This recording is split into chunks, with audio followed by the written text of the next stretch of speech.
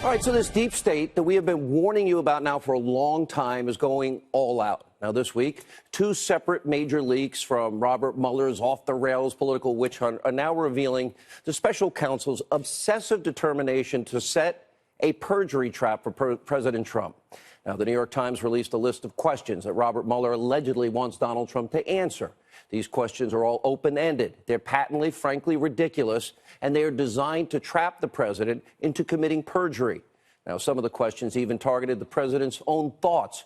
What does the president think about James Comey? What does the president think about the Sessions recusal? What does the president think about the special counsel? So let me get this straight. Is Robert Mueller now the thought police? Is it now illegal in the United States of America for a sitting president of the United States to have private thoughts? Now, according to the Washington Post, Robert Mueller has now even threatened the president with a subpoena if he refuses to sit down for an interview. Now, forget that Robert Mueller was tasked with investigating Russian collusion. And forget it, after 50 weeks, they have found zero evidence of any wrongdoing by the president. This is now a political takedown of the person that you chose to lead this country. Now, should we be surprised? Well, this investigation is being conducted by some of the same people who were totally complicit in using Hillary Clinton's bought and paid for Russian lies, the unverified Steele dossier, as actual evidence to obtain a FISA warrant to spy on an American, a Trump campaign associate, in the lead up to an election. In other words, the FBI used Democratic campaign material during an election, lied, and passed it off as legitimate evidence in order to get a FISA warrant from a FISA judge to spy on the Trump campaign. That dossier was never verified, never corroborated, has now been debunked, and they never told the judge that Hillary Clinton and the DNC, whose finances she was controlling, paid for it. It is outrageous, and this is the United States of America. Now, remember, here's the who's who, if you will, of Robert Mueller, who he hired to lead the special counsel investigation. What do we see? A bunch of big-time Democratic donors, including who the New York Times referred to as his pit bull, Andrew Weissman. Now, he's given thousands of dollars to Democrats. And remember, we have disclosed Weissman's very aggressive tactics. They have caused multiple overturns and wrongful convictions, ruining countless lives at Anderson Accounting, Merrill Lynch, elsewhere. And let's not forget that Trump-hating FBI lovebird, Peter Strzok, he helped author Hillary Clinton's exoneration before overseeing the interview months later. And, of course, Strzok was so blatantly biased, he was removed from the investigation of Robert Mueller.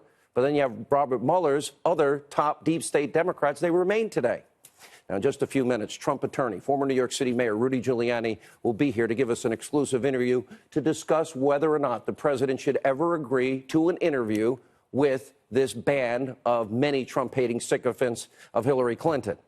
Now, Giuliani will also help break down the brand new charges and changes on Trump's legal team, including tonight's breaking news. Now, just hours ago, the White House announced that Ty Cobb will be retiring at the end of May, and powerful longtime Washington attorney Emmett Flood will join his legal team. We'll have more on that in a minute. But first, we have a shocking story to bring you, revealing the toll that this ongoing witch hunt is taking on real people who have real lives, and frankly, anyone who has ever worked with President Trump or on his campaign. Former Trump campaign communication advisor Michael Caputo, he recently told the Senate Intel Committee their investigation has had a devastating financial impact on him and his family, forced him to sell his home because he's incurred over $100,000 in legal bills. And during the closed-door session, Caputo told the Senate committee, quote, "What America needs is an investigation of the investigators. I want to know who's paying for the spies' work and coordinating this attack on President Donald Trump. I want to know who cost us so much money, who crushed our children, who forced us out of our home, all because you lost an election. I want to know because GDU to hell."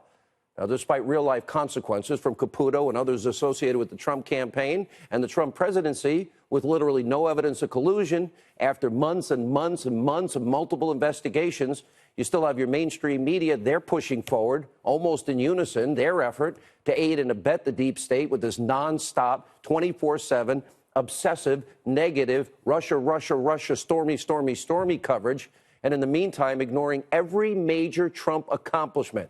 Now, take a look at some of this week's coverage as an example. So the New York Times is out tonight with a list of 49 questions that special counsel Robert Mueller reportedly wants to ask President Trump in the Russia investigation, which means as of tonight, we've now got a list of 49 things that Robert Mueller wants to know from the president about the Russia investigation. You're saying the president of the United States goes into the Situation Room to get away from the chief of staff and call his friends? I am told by one friend of the president's that on more than one occasion, he has been called by the president from the Situation Room. Yep. What this tells us is that the subject of collusion, despite what you hear from the White House, despite the fact that the president 15 times a day tweets out that says there was no collusion, it tells us that Robert Mueller is not done with the collusion question. Sources tell CNN President Trump's lawyers are preparing for a showdown with Robert Mueller. That's over the special counsel's warning that he could issue a subpoena forcing the president to appear before a grand jury. The best argument is that the Justice Department cannot charge a sitting president. Yep. He will not be a sitting president all his life. One day he will walk outside, one glorious day, he will walk outside of those 16 acres at 1600 Pennsylvania Avenue, and he could be then charged with a crime. There is so much evidence in the public domain of collusion. We don't know whether any of it rises to a criminal level, but there is simply no question that the Trump administration welcomed Russia's help in sabotaging Hillary Clinton's campaign. There's none. That's why you need a deep state. It's why you need people whose commitment is not to the person, but is to the process and the law. Yeah, we'll forget about all of President Trump's historic accomplishments. For example, on the Korean Peninsula, we're actually talking about denuclearization. Forget about all these developments. Look what the Prime Minister of Israel did yesterday. There is a nuclear program in Iran. Or the booming economy, record low unemployment in 14 states in the United States now, record low unemployment for women in the workplace, Hispanics and African Americans, record lows. And the media wants you to believe the White House is in shambles? Not so. But you know better. And that's why, according to a brand new Rasmussen poll, President Trump has a higher approval rating in his second year than former President Obama. And by the way, you're not going to hear that in the mainstream media. Instead, the chances are you'll probably see this guy, Michael Avenatti, the lawyer for Stormy Daniels. According to Newsbusters, Avenatti was on fake news CNN a whopping 59 times in less than 2 months.